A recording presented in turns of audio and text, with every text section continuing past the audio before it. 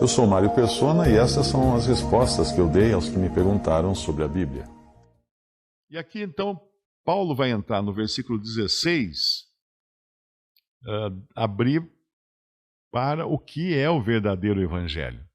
O que é a verdade do Evangelho. Ele vai falar isso aqui, sabendo que o homem não é justificado pelas obras da lei. Não é. Ah, mas tem que guardar o sábado. Ah, não pode comer carne de porco. Ah, não pode fazer isso. Ah, não pode fazer aquilo. O homem não é justificado pelas obras da lei. Você pode seguir todo o Antigo Testamento e ir para o inferno, porque o homem não é justificado pelas obras da lei, mas pela fé em Jesus Cristo. Olha que coisa maravilhosa. Quando Paulo fala lá em Romanos capítulo 4, ele deixa bem clara a justificação pela fé, quando ele fala: que diremos, pois, ter alcançado Abraão, nosso pai, segundo a carne?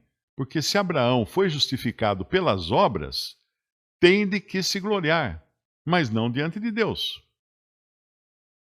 Mas não diante de Deus, quer dizer, diante de quem? Diante dos homens. Diante dos homens. Isso aqui, inclusive, me ajudou bastante a entender a carta de Tiago, né? Quando tem aquele diálogo que fala: mostra-me a tua fé pelas tuas obras, eu me mostrarei a minha fé pelas minhas obras, alguma coisa assim. Não lembro agora o versículo, mas acho que todos aqui já leram o versículo. Me ajudou a entender aquilo, porque lá ele está falando, em Tiago, ele está falando da justificação horizontal, de homem para homem. Mostra para mim a sua fé pelas tuas obras, e eu te mostrarei a minha fé pelas minhas obras. Vamos até abrir lá, vamos para Tiago, para a gente não perder esse ensino também.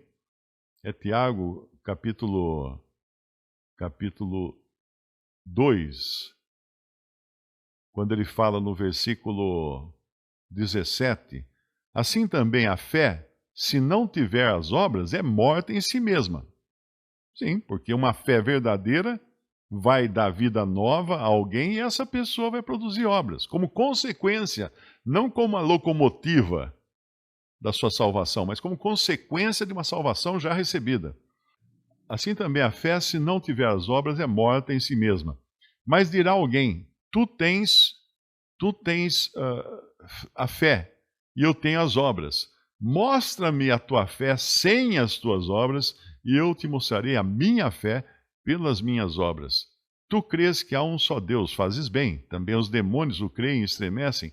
Mas, ó homem vão, queres tu saber que a fé sem as obras é morta?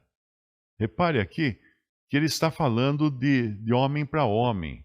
Mostra-me a tua fé sem as obras e eu te mostrarei a minha fé com as minhas obras. É horizontal, o diálogo é horizontal, é superficial, ok? Então a justificação horizontal de homem para homem só pode ser feito pelas obras, porque um homem só pode saber que o outro crê realmente se ele vir obras. Ele não enxerga a fé, ele não enxerga o coração. Mas quando a gente volta lá para Romanos capítulo 4, o que nós temos lá em Romanos capítulo 4? Que diremos, pois, ter alcançado Abraão, nosso pai, segundo a carne? Porque se Abraão foi justificado pelas obras, tem de que se gloriar. Por quê? Porque ele vai se gloriar diante dos homens. Simples assim. Mas não diante de Deus. Percebeu? Conseguiu fazer a ligação agora lá com Tiago?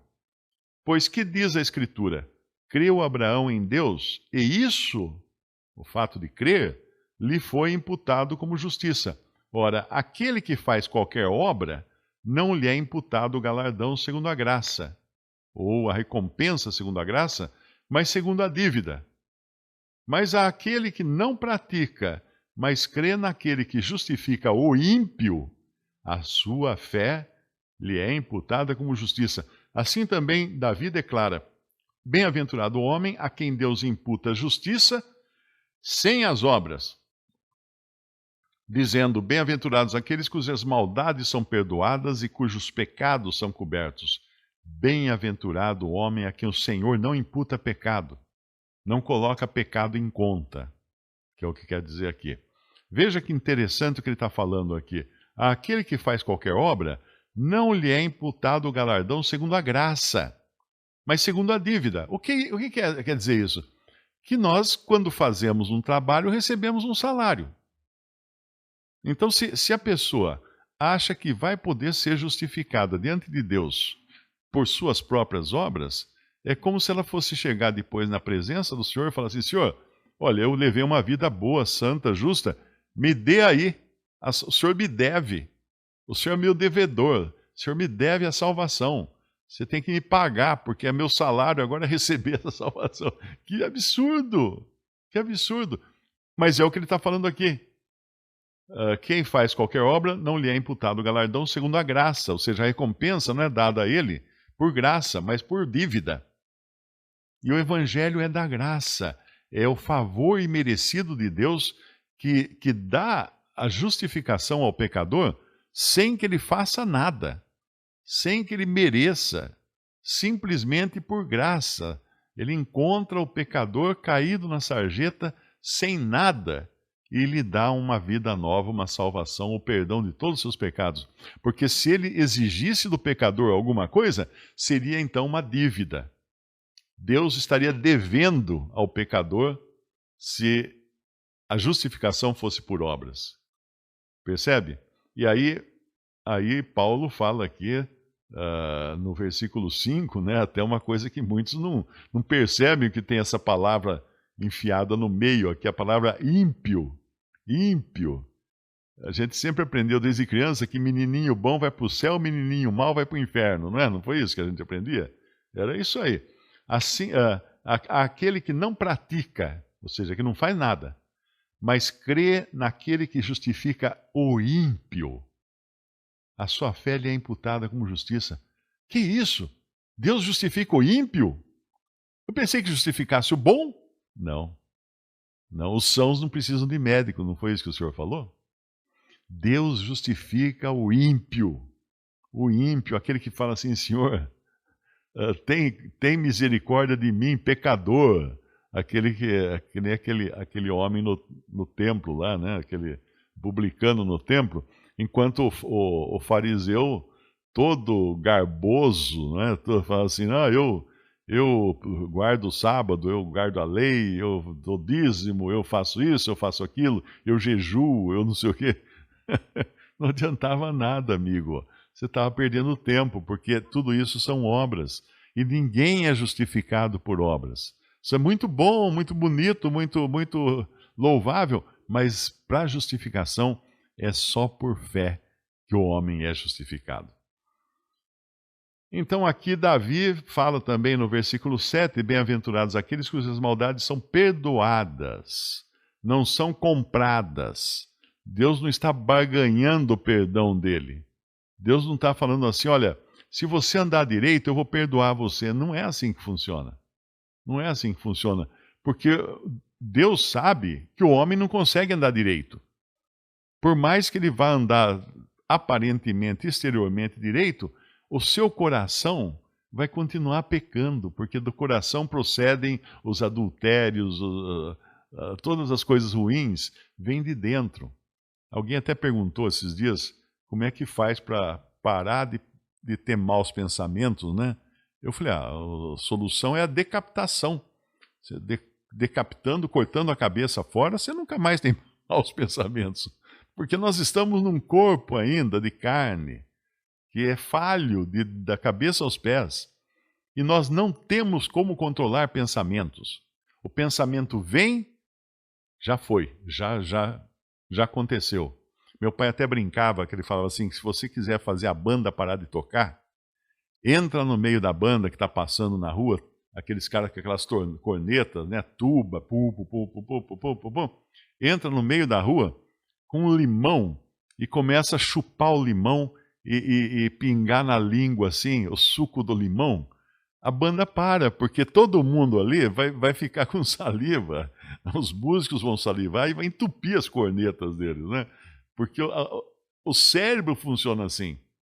O cérebro funciona. Você vê uma mulher bonita passar na rua, um homem, né? Vê uma mulher bonita passar na rua, Pronto, você já pensou 1 milhão de coisas na cabeça. Não dá para controlar os pensamentos, mas dá para você encher a cabeça, encher a mente com outros pensamentos para não deixar lugar para entrar o pensamento ruim. Isso dá para fazer, né? Pensar nas coisas que são de cima, onde Cristo vive. Essa é a exortação de Colossenses. E é assim que a gente deveria ser. Então, qualquer homem que tente por si mesmo, com seu próprio esforço, se purificar pelas próprias obras, não vai conseguir. Nós ainda estamos num corpo de carne. Precisamos aguardar a ressurreição ou a transformação do nosso corpo no arrebatamento. Vamos voltando então para Gálatas. Ele vai deixar claro aqui no versículo 16 do capítulo 2, sabendo que o homem não é justificado pelas obras da lei, mas pela fé em Jesus Cristo. Temos também crido em Jesus Cristo, para sermos justificados pela fé em Cristo, e não pelas obras da lei, porquanto pelas obras da lei nenhuma carne será justificada. Ora, se a pessoa ler isso aqui e não entender, tem algum problema de compreensão, de, sei lá, ou qualquer coisa assim, porque ele fala, o homem não é justificado pelas obras da lei. Ah, mas a pastora falou que tem que guardar a lei. O homem não é justificado pelas obras da lei. Ah, mas lá na igreja adventista tem que guardar o sábado, só os que guardam o sábado é que vão para o céu. O homem não é justificado pela guarda da lei, pelas obras da lei, mas pela fé em Jesus Cristo. Não entendeu ainda? Temos também crido em Jesus Cristo para sermos justificados pela fé em Cristo. Quantas vezes vai ter que falar isso? A Bíblia deveria vir desenhada, né? Para alguns que não entendem uma linguagem tão simples quanto essa. E não pelas obras da lei, ele repete. Porquanto pelas obras da lei, nenhuma carne será justificada. A lei foi dada para o homem na carne.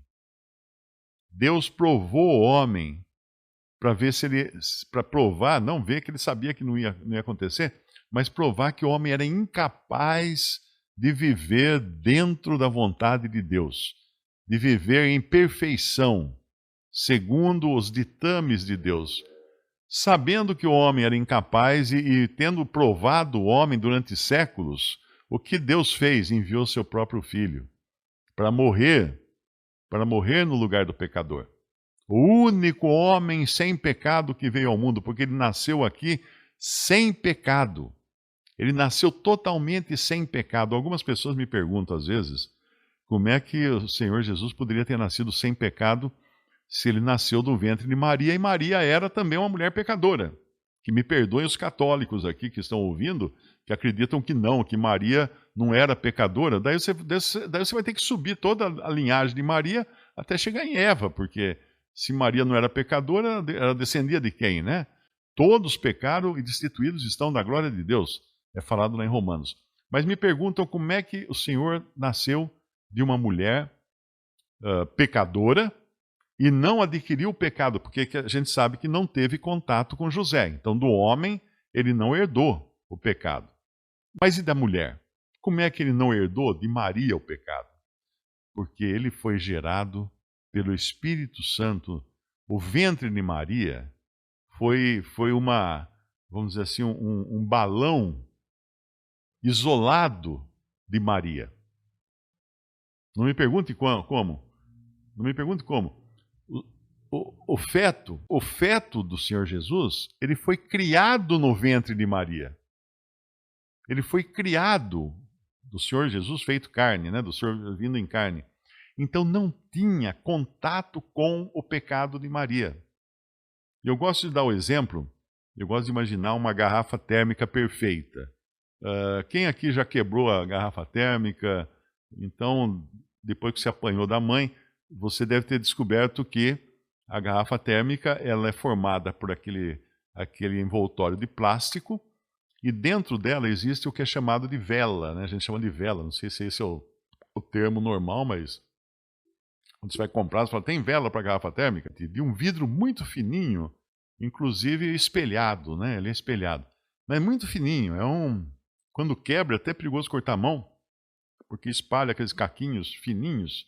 Então tem aquela parte de plástico de fora e dentro tem aquela garrafa que é a garrafa realmente térmica, que ela é formada por um vidro com parede dupla. É um vidro de parede dupla, tem uma parede por fora, uma parede por dentro, a volta toda do recipiente, e entre essas paredes existe vácuo. Existe vácuo. Tanto é que se você comprar uma vela para a garrafa térmica e olhar na base dela, ela tem um biquinho de vidro, que é onde eles tiraram, na hora que fabricou o vidro, ainda estava quente, eles tiraram o ar de dentro do vidro e fecharam o vidro ali, ficou um biquinho, que é onde vedou aquilo. Então a garrafa térmica é um recipiente duplo e entre as paredes não tem ar. Ok? Então quando você põe alguma coisa dentro de uma garrafa térmica, ela não tem contato com o exterior, teoricamente, porque a garrafa térmica acaba tendo por causa da tampa, né? O único lugar da garrafa térmica por onde escapa o calor ou o frio, se você estiver guardando uma coisa gelada, é a tampa, porque a tampa tem contato com o exterior. Mas se não existisse tampa, o café ia ficar quente lá indefinidamente. Não é perfeita também a vedação, mas ficaria, teoricamente, para sempre quentinho o seu café dentro da garrafa térmica. A única desvantagem é que você não ia poder nunca tomar o seu café, né? Você ia ter um café quente todos os dias e sem poder tomar. Mas então o ventre de Maria foi como uma garrafa térmica. Deus criou, o Espírito Santo criou esse ser perfeito dentro de Maria sem ter contato com Maria e com o pecado de Maria. Não me pergunte como. A Bíblia descreve isso como é maravilhoso. Maravilhoso, é uma obra maravilhosa. Os milagres na Bíblia não têm explicação. Você vai explicar como é que o mar abriu? Vai explicar como é que um cego enxergava, um cego de nascença? Não tem explicação. Não tem. Tanto é que antes de me converter, eu tinha um livro, chamava-se Adão Tinha Razão, ou uma coisa assim. Era um livro da editora Melhoramentos, era um livro grosso, custou caro para burro. E o autor do livro, ele explicava todos os milagres da Bíblia. Então ele explicava assim, não, o mar abriu porque teve um terremoto mais para cima, e veio um vento e não sei o quê, e o terremoto derrubou montanhas, e aí secou o mar. Aí eles passaram naquela hora. Ou seja, devia ter, Moisés devia ter um aplicativo muito bom que previa qual seria o momento certo de parar, de o mar dividir e ele passar por dentro, né? Tem até uma outra teoria dos céticos, né, que eles falam que não, o lugar que eles atravessaram o mar, é um lugar onde você tem no máximo 10 centímetros de água, é um lugar lá para cima, né, no começo do Mar Vermelho, tem 10 centímetros de água, então eles passaram andando porque era rasinho, né? Aí o milagre tinha que ser maior, na minha opinião, porque se tinha só 10 centímetros de água, como é que um exército inteiro de egípcios se afogou nesses 10 centímetros de água? Esses egípcios eram muito baixinhos, eram bem pequenininhos mesmo para se afogar em 10 centímetros de água. Mas esse livro era tudo isso, tudo tentando explicar os milagres. Isso não pode explicar em milagre. Não tem como explicar. Milagre é milagre. E a concepção do Senhor foi miraculosa. O Senhor nasceu de uma virgem e ele propriamente não teve contato com o pecado dessa mulher virgem. Então não me pergunte como. É isso que aconteceu. Então essa é a coisa. E aqui como eu estava falando, é o único homem. O Senhor não tinha pensamentos impuros. O Senhor não tinha pensamentos de raiva. O Senhor não sentia ódio de uma pessoa. O Senhor não tinha impureza alguma na sua maneira de pensar. Nunca mentiu. Nunca faltou com uma palavra. Tanto é que tem duas situações, se nós vemos isso comparado, uma em que o Senhor é esbofeteado, né? E outra que Paulo é esbofeteado. E Paulo retruca e e fala mal do sumo sacerdote, e depois ele tem que voltar atrás. Ele fala, desculpe, eu não sabia que era o sumo sacerdote. O Senhor nunca precisou pedir desculpa para ninguém, porque ele nunca agiu errado, ele sempre agiu em perfeição. Em todas as coisas que ele fez foram perfeitas. Você imagina um homem perfeito em um mundo de pecado, em um mundo mergulhado no pecado. Então, quando nós pensamos quão horrível deve ter sido viver aqui, o Senhor Jesus viver aqui, que coisa, que horrível foi para ele. Por isso que quando ele chega perto da morte, ele transpira gotas de suor como que de sangue. Só de imaginar o que ele ia ter que passar, não a dor dos cravos, não os espinhos na cabeça, as chicotadas, nada disso. Ser feito pecado em nosso lugar. Para ele isso era pior que a morte. Isso era terrível. Ele ali na cruz, ser feito pecado. Aquele que nunca cometeu pecado, aquele que nenhum mal saiu da sua boca, teria que chegar um momento em que ele seria feito pecado por nós. E não só isso, aquele que teve comunhão absoluta com Deus desde toda a eternidade. Chega um momento na cruz, ele diz, Deus meu, por que me abandonaste? Por que me desamparaste? Porque ali Deus não podia ter comunhão com ele. Ele ficou sozinho, nenhum homem podia ter compaixão dele ali. Ele ficou totalmente sozinho. E aqui Paulo, então, no nosso capítulo 2 de Gálatas, no versículo 17, pois se nós que procuramos ser justificados em Cristo, nós mesmos também somos achados pecadores. Se nós que procuramos ser justificados em Cristo, nós mesmos também somos achados pecadores, é porventura Cristo ministro do pecado? De maneira nenhuma. Porque se torna edificar aquilo que destruí, constituo-me a mim mesmo transgressor. Porque eu, pela lei, estou morto para a lei, para viver para Deus. E aqui ele entra num ponto muito importante, que ele vai falar 5 vezes da nossa morte, né? Quando nós cremos em Cristo, porque na cruz, uma vez essa aqui, no versículo 20, já estou crucificado com Cristo, e vivo não mais eu, mas Cristo vive em mim. E a vida que agora vivo na carne, vivo-a na fé no Filho de Deus, na fé do Filho de Deus, o qual me amou e se entregou a si mesmo por mim. Não aniquilo a graça de Deus, porque se a justiça provém da lei, segue-se que Cristo morreu debalde, ou morreu em vão. Então, quando você encontra um adventista que quer dizer para você que você tem que guardar a lei, você pergunta, amigo, então Cristo morreu em vão? Cristo morreu debalde, morreu em vão? Porque se vem das minhas obras, do meu guardar a lei, para que ele morreu então? Ah, para dar um exemplo. Que exemplo, cara? Tem gente que chega e fala assim, não, mas eu acho que nós devemos seguir o exemplo de Jesus, é isso que é importante e tal. Ah, é? Então faz assim, começa assim, ele era sem pecado. Quer seguir o exemplo de Jesus? Começa seguindo esse. Ele era sem pecado, absolutamente sem pecado. Nascido de uma virgem. Você nasceu de uma virgem? Não. Ele não tinha qualquer tipo de impureza.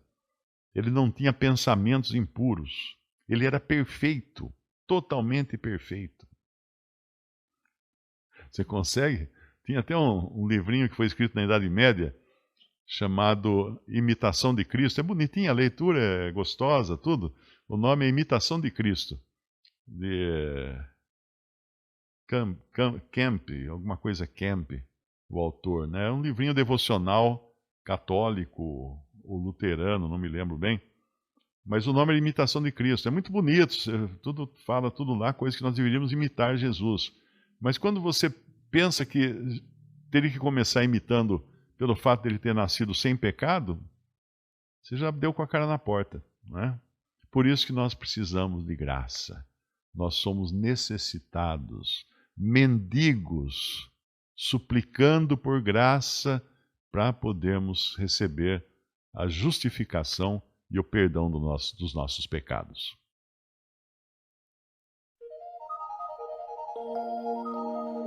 Visite o canal Respondidas no YouTube.